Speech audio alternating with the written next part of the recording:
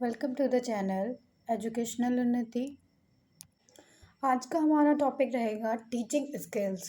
Teaching skills में हम cover करेंगे इसकी मीनिंग को, डेफिनेशन को और टाइप्स ऑफ टीचिंग स्किल्स को देखेंगे कि कौन कौन सी टीचिंग स्किल्स एसेंशियल होती हैं एक टीचर को क्लासरूम में, उसको क्लासरूम में मैनेज करने के लिए और अपने कंटेंट को डिलीवर करने के लिए। तो आइए स्टार्ट करते हैं। सबसे पहले यहाँ पर जानेंगे टीचिंग स्किल्स क्या होती हैं।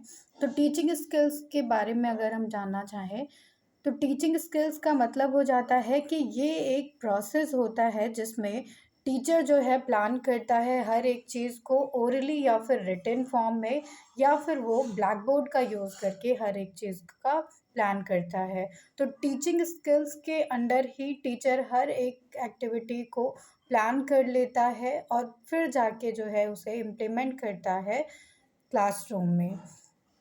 So the way he or she teaches actually depends upon the teaching skill whatever he is being used। तो क्या टीचर के द्वारा पढ़ाया जा रहा है ये डिपेंड करता है कि उनके द्वारा कौन सी टीचिंग स्किल का यूज़ किया जा रहा है। तो टीचिंग स्किल्स के थ्रू ही एक टीचर अपने कंटेंट को एफिशिएंटली डिलीवर कर पाता है स्टूडेंट्स को। देन नेक्स्ट यहाँ पर आ जाता है definition of teaching skills. Definition क्या है यहाँ पर टीचिंग स्किल्स की? तो अकॉर्डिंग टू बी के पासी जो है, इनके अनुसार एक फेमस डेफिनेशन यहाँ पर दी गई है टीचिंग स्किल्स के बारे में। Teaching skills is a set of activities. Teaching skills जो होती हैं वो एक तरह से सेट ऑफ एक्टिविटीज़ या सेट ऑफ बिहेवियर होती हैं in order to facilitate the learning and learning outcomes, जो कि फैसिलिटेट करती हैं स्टूडेंट्स की लर्निंग को, उनके अधिगम को और साथ साथ उनके परफॉर्मेंस के आउटकम को भी यहाँ पर इन्हांस किया जाता है टीचर के द्वारा। द नेक्स्ट डेफिनेशन यहाँ पर आ जाती है अकॉर्डिंग टू एम के पासी के अनुसार यहाँ पर डेफिनेशन दी गई है। Teaching skills are specific instructions that are used by a teacher. Teaching skills जो होती हैं वो एक तरह से स्पेसिफिक इंस्ट्रक्शन होती हैं जो कि एक टीचर के द्वारा यूज़ किया जाता है क्लासरूम में। It is in the teaching related to different activities which are continuously used by the teacher in the classroom interaction। ये ऐसी टीचिंग स्किल्स होती हैं, एक्टिविटीज़ होती हैं जो कि कंटिन्यूसली यूज़ की जाती हैं एक टीचर के द्वारा क्लासरूम इंटरेक्शन के दौरान, जिसमें स्टूडेंट और टीचर एक दूसरे से इंटरेक्ट करते हैं, कंटेंट को पढ़ते हैं, अपनी लर्निंग को इन्हांस करते हैं। नेक्स्ट और मोस्ट इम्पॉर्टेंट टॉपिक यहाँ पर टीचिंग स्किल में आ जाता है types of teaching skills. Types of teaching skills की बात करेंगे यहाँ पर, तो कई टाइप्स होते हैं टीचिंग स्किल्स के। फर्स्ट यहाँ पर हो जाता है इसमें skills of introducing lesson. Then second यहाँ पर आ जाता है स्किल ऑफ एक्सप्लेनेशन। थर्ड है यहाँ पर skill of illustration with example. Fourth आ जाता है यहाँ पर स्किल ऑफ प्रोबिंग क्वेश्चंस।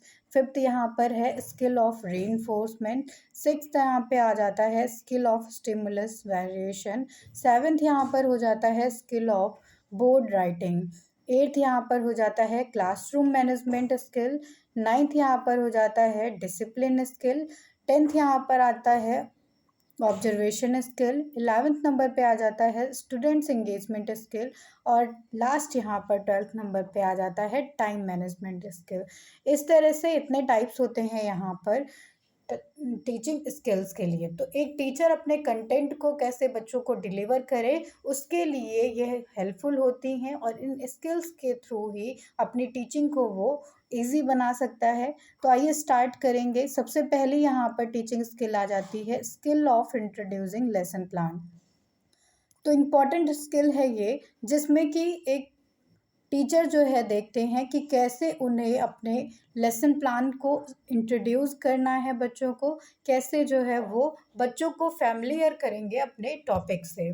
तो यहाँ पर ज़रूरी हो जाता है it is skill that use to जज the present state of the knowledge and skill of the student. तो इसमें जब हम इंट्रोडक्शन स्किल का यूज़ करते हैं तो सबसे पहले हमें ये जानना होता है कि बच्चों को प्रीवियस नॉलेज कितनी है, बच्चों को इस टॉपिक के बारे में कितना वो पहले से कनेक्टेड हैं, कितनी उनकी नॉलेज है, ये हमारे लिए जानना ज़रूरी हो जाता है यहाँ पर किसी भी टॉपिक को इंट्रोड्यूस करने से पहले।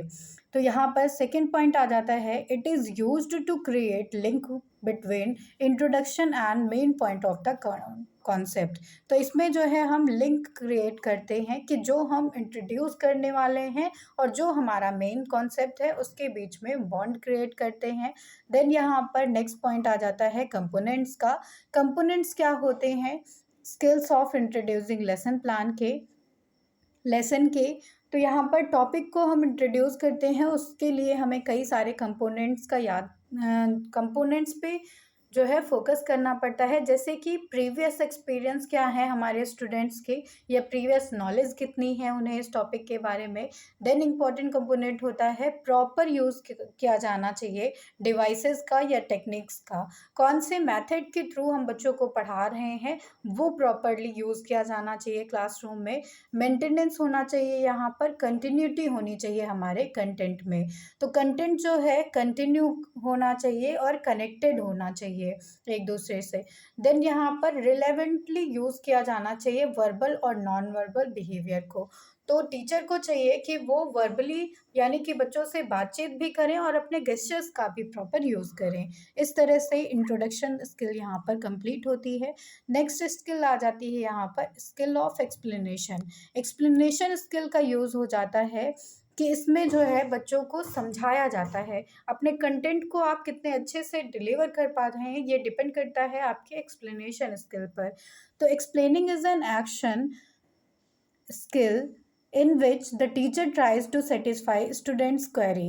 ये ऐसी स्किल होती है जिसमें एक टीचर जो है स्टूडेंट के सारे सवालों के जवाब को सेटिस्फाइड करता है, एक स्टूडेंट को सेटिस्फाइड करता है अपने आंसर्स के थ्रू, और उससे जो है ये बताता है कि ये टॉपिक जो है कितना फ्लुएंट है, कितना जो है डीप है, इन डेप्थ जो है उस टॉपिक के बारे में यहाँ पर नॉलेज दी जाती है स्टूडेंट को।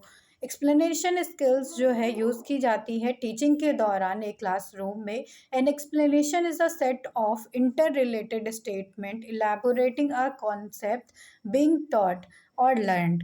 ये जो एक्सप्लेनेशन होता है उसी के थ्रू हम इंटरकनेक्टेड होते हैं, जो भी स्टेटमेंट हमने दिया है, जो भी हमने पढ़ाया है उसके बारे में।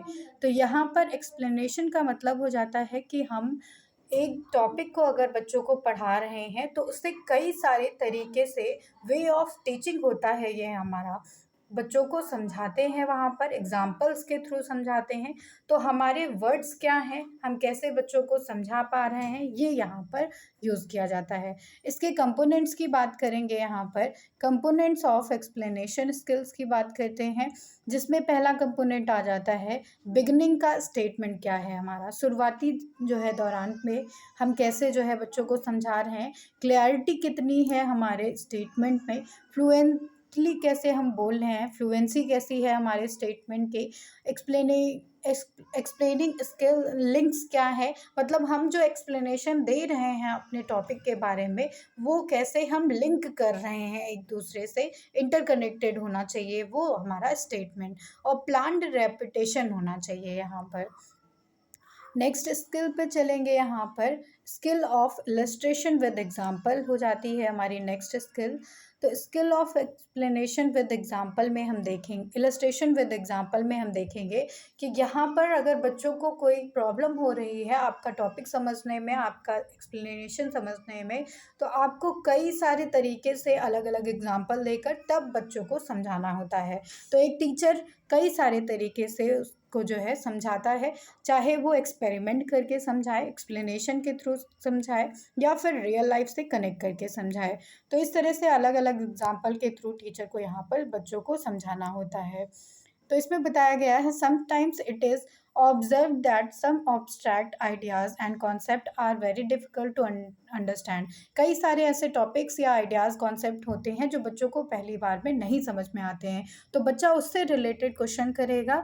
इस क्वेश्चन को आपको डील कैसे करना होता है इस स्किल के थ्रू, जिसमें आप एग्जाम्पल्स के थ्रू बच्चों को सेटिस्फाइड करेंगे यहाँ पर अपने आंसर्स के थ्रू।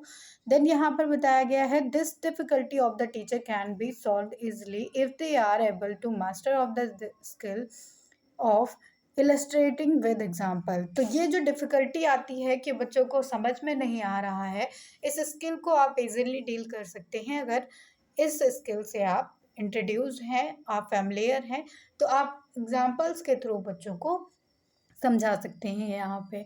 देन कंपोनेंट इसके बताए गए हैं इलस्ट्रेशन विद एग्जांपल स्किल के, जिसमें बताया गया है फॉर्मुलेटिंग सिंपल एग्जांपल्स हमें देने चाहिए, स्टूडेंट को, एक टीचर को देने चाहिए। देन फॉर्मुलेट करना चाहिए रिलेवेंट एग्जांपल्स को, इंटरेस्टिंग एग्जांपल्स बच्चों को देने चाहिए। साथ ही साथ अप्रोप्रिएट मीडिया का या टीचिंग एड्स का यूज़ किया जाना चाहिए एग्जांपल्स में। इंडक्टिव और डिडक्टिव अप्रोच का भी यूज़ कर सकते हैं यहाँ पर टीचर। नेक्स्ट स्किल पर आएंगे। नेक्स्ट टीचिंग स्किल यहाँ पे हो जाती है skill of probing questions. Probing question skill का मतलब हो जाता है यहाँ पर कि बच्चों से अलग अलग तरह के क्वेश्चंस यहाँ पर किए जाते हैं, जिसमें उनकी अंडरस्टैंडिंग कॉन्सेप्ट को समझा जाता है कि बच्चा कितना कनेक्ट कर पा रहा है हमारे टॉपिक से।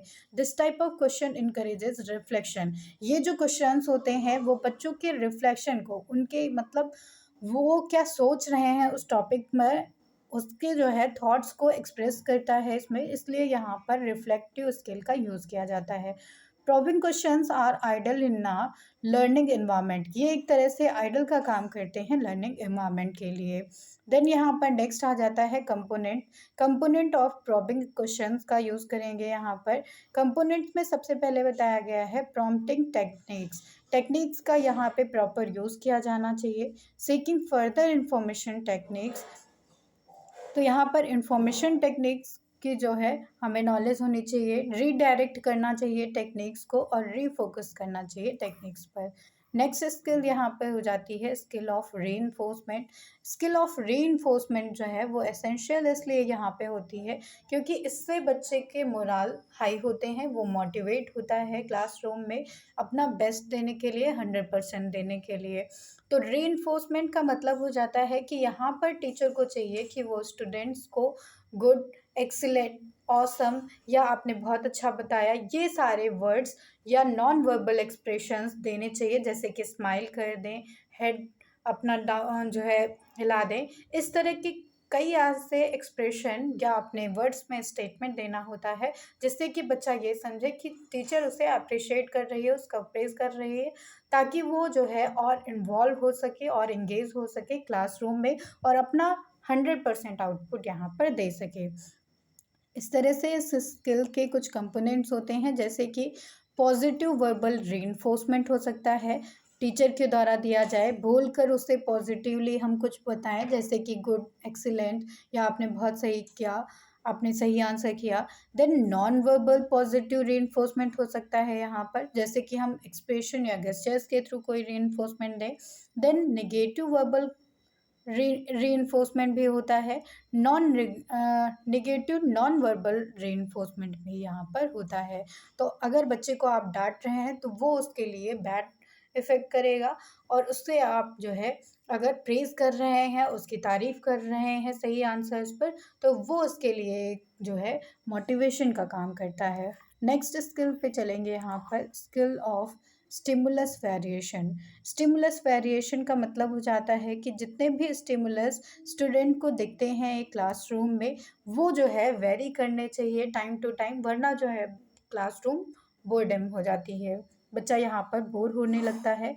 Learning is optimum when the peoples are fully attentive to the teaching learning process. Learning जो है ऑप्टिमम तब रहती है जब बच्चा जो है एक्टिव रहता है क्लासरूम में टीचिंग लर्निंग प्रोसेस के दौरान।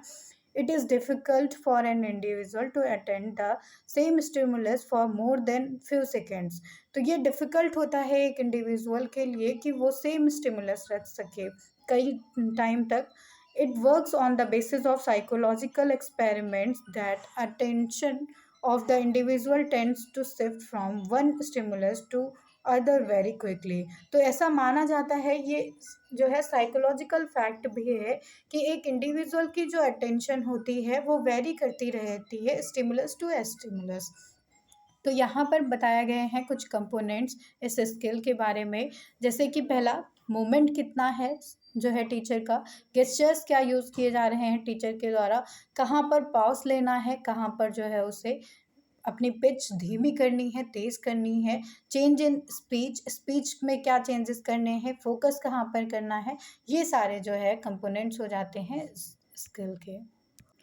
देन नेक्स्ट टीचिंग स्किल आ जाती है skill of board writing. Black board writing skill जो होती है वो बहुत इंपॉर्टेंट होती है एक टीचर के लिए, एक स्टूडेंट के लिए, जो कि टीचर के द्वारा की जाती है। तो इस टीचिंग लर्निंग प्रोसेस में जो ब्लैक बोर्ड राइटिंग का टाइम होता है, ड्यूरेशन होता है, उससे बच्चे जो है कनेक्ट करते हैं और वो जो है रिटेन कर पाते हैं उन चीज़ों को ब्लैक बोर्ड के थ्रू, जब भी वो जो है फोकस्ड होते हैं अपनी लर्निंग के लिए। तो इस तरह से ब्लैक बोर्ड राइटिंग स्किल एक टीचर के लिए इम्पॉर्टेंट होती है और ये जो स्किल होती है उसके द्वारा बच्चे जो है अपनी लर्निंग को भी इन्हांस करते हैं।